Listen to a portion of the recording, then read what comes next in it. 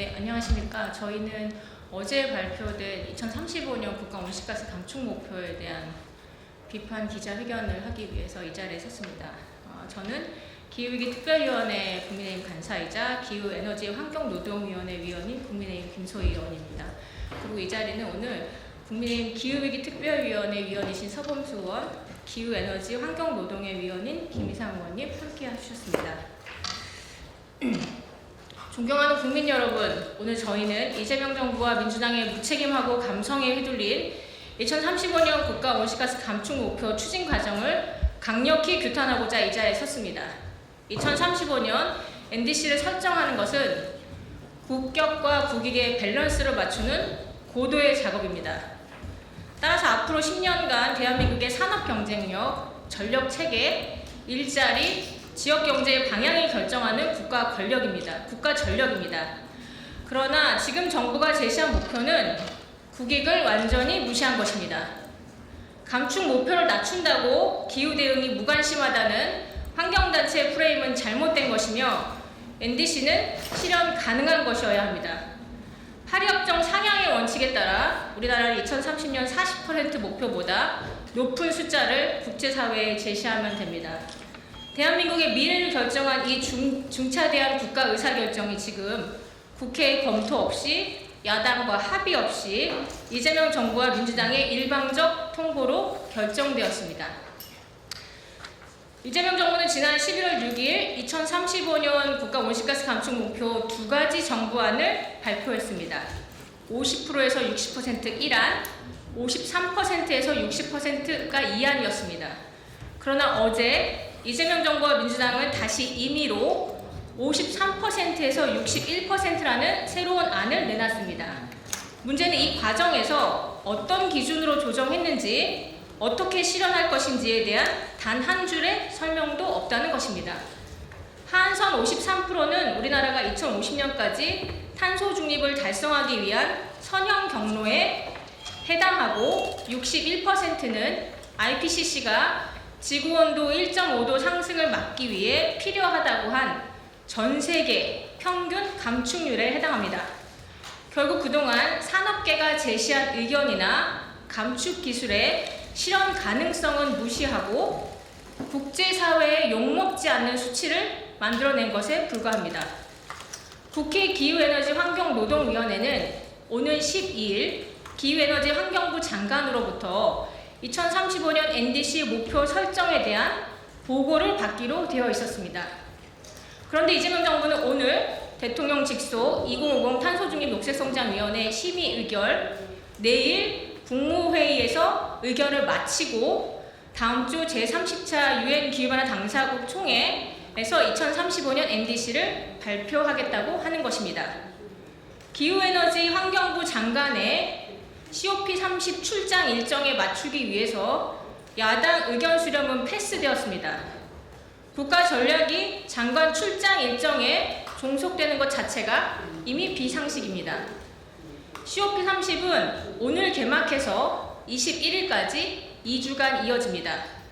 그 안에만 제출해도 늦지 않고 아직 2035년 NDC를 제출하지 않은 나라들도 많습니다. 그런데 장관 출정의 일정에 맞추겠다고 야당을 패스하는 것이 정상입니까? 이 모든 비상식적, 비정상적 절차는 결국 이재명 정부가 환경단체의 압력에 휘둘린 결과라고 봅니다. 일부 환경단체는 헌법재판소의 탄소중립 기본법 관련 결정문을 왜곡하며 감축 목표를 65% 이상 올려야 한다고 주장하고 있습니다. 그러나 헌법재판소는 현재 2030년 40% 감축 목표도 과소하다고 보지 않았습니다. 다만 2031년 이후에 중장기 목표가 법에 명시되지 않았다. 중장기 목표를 제시하고 산업계가 이를 대비할 수 있도록 하라고 했을 뿐입니다. 즉 감축률을 무조건 상향하라는 취지가 아니었습니다. 그럼에도 불구하고 환경단체는 미래 세대를 위한다는 감성적 구호로 여론몰이에 나섰고 이재명 정부는 이에 끌려다니며 핵심 국가 전략조차 얼렁뚱땅 결정하고 있습니다. 국익은 내팽개치고 환경단체의 눈치 보기에만 급급한 것입니다. 환경단체는 목표를 강하게 이야기할 수 있습니다. 그러나 산업계 현황을 너무 잘 아는 정부가 환경단체 눈치만 보고 목표를 제시하는 것은 정부의 역할을 포기한 것입니다. 우리나라 온실가스 배출량은 2024년 기준 약 6.7억 톤입니다. 중국은 150억 톤, 우리나라보다 23배 더 많이 배출하고 미국은 59억 톤으로 9배, 인도는 44억 톤으로 6.5배, EU는 총 32억 톤으로 4.7배 더 배출하고 있습니다. 우리보다 온실가스를 훨씬 더 많이 배출하는 나라들도 아직 NDC 발표를 하지 못하고 있습니다. 중국은 정점 대비 7에서 10% 감축하겠다는 모호한 목표로 방어하고 있고, 미국은 사실상 COP 체제를 탈퇴 선언했습니다. 인도는 아예 제출하지 않았고, EU는 최근 목표 범위를 제출했지만 확정하지 않았습니다.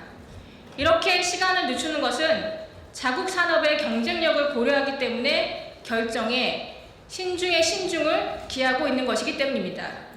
우리는 글로벌 온실가스 감축을 좌지우지하는 국가가 아닙니다. 그런데 지금 정부는 목표를 높여야 국제사회에서 책임 있는 국가처럼 보인다라는 잘못된 프레임에 갇혀 있습니다. NDC는 얼마나 높게 잡느냐가 아니라 어떻게 실행하느냐가 본질입니다. 철강, 석유화학, 시멘트 등 우리 기간 산업의 저탄소 전환 기술은 2030년대 중후반에야 상용화가 시작됩니다. 2035년 목표에 반영할 수가 없습니다. 즉 53에서 61% 감축은 기술이 아니라 생산량을 감축해서 맞추라는 말과 같습니다. 생산량 감축, 즉 수출 경쟁력 약화, 산업 경쟁력 약화, 일자리 감소와 지역 붕괴로 이어집니다. 미래 세대를 걱정하기 이전에 우리 산업이 당장 몇 년 내 무너질 상황입니다. 그 사이 다른 나라들은 국익과 산업 경쟁력을 앞세워 감축 속도를 조정하고 있습니다. 이재명 정부의 이번 결정은 기후 정책이 아니라 국가 경제 자해입니다. 우리가 저탄소 산업으로 전환해야 하는 것은 분명한 사실이고 목표입니다. 그러나 이를 달성하기 위해서는 그에 상응하는 예산이 필요합니다. 우리나라 감축 예산 중 R&D 예산을 살펴보니 2025년 1조 5,829억 원에서 2026년 2조 460억 원으로 불과 29%만 증액됐습니다. 2030년 목표조차 달성하지 못한 재정구조 그대로라면 재정부대 그대로 더 높은 목표만 제시한 것입니다. 예산이 뒷받침되지 않는 한 감축은 결국 산업계가 부담하게 됩니다. 산업계가 어렵다고 한 48% 감축 목표를 달성하기 위해서라면 지금보다는 5배 더 많은 R&D 예산이 필요합니다. 일본은 이미 우리나라보다 17배 많은 R&D 예산을 투입하고 있습니다. 지금의 예산으로는 48% 감축 목표 달성도 불가능합니다. 따라서 산업계가 예산 증액 없이 감축 목표를 달성한 방법은 생산량 감축뿐입니다. 그래서 정부에 요구합니다. 첫째, 정부는 2035년 NDC 제출 일정을 즉각 재조정해야 합니다. 장관의 COP 출장 일정에 맞추기 위해 국민적 합의도, 국회 논의도, 야당과 합의 없이 속도전으로 밀어붙이는 것은 국민 기만이자 국가의 미래를 망치는 일입니다. 기후 정책은 국제사회에 보여주기 위한 이벤트가 아닙니다. 국가 경쟁력을 지키기 위한 냉철한 전략이어야 합니다. 세계 주요국은 산업전환 속도와 기술력, 비용을 모두 고려해 실현 가능한 감축 경로를 정하고 있습니다.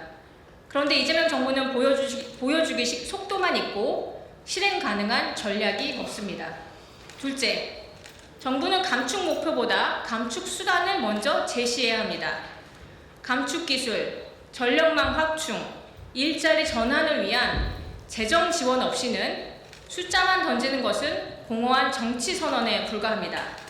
정부는 KGX 실행 계획과 함께 결정하겠다고 말만 하고 있을 뿐 구체적 재정 계획도 기술과 전력망 대책도 찾아볼 수 없습니다.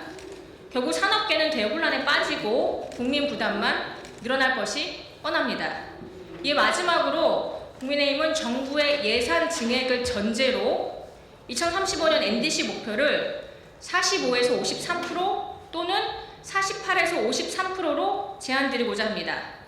국익 보호를 전제로 산업 경쟁력을 보호하고 저탄소 산업으로의 전환을 지원하고 실현 가능한 감축 목표라고 생각합니다. 존경하는 국민 여러분, 기후위기 대응은 피할 수 없는 과제이지만 이에 대응하는 방식이 감성에 휘둘리고 정치 선동에 오염된다면 그 피해는 고스란히 국민과 산업이 떠안게 됩니다. 이재명 정부는 더 이상 환경단체의 눈치나 정파적 구호에만 매달려 국익을 내팽개치지 말고 이제라도 국가 전체의 균형 속에서 과학과 현실에 기반한 책임 있는 결정을 해야 합니다. 감사합니다.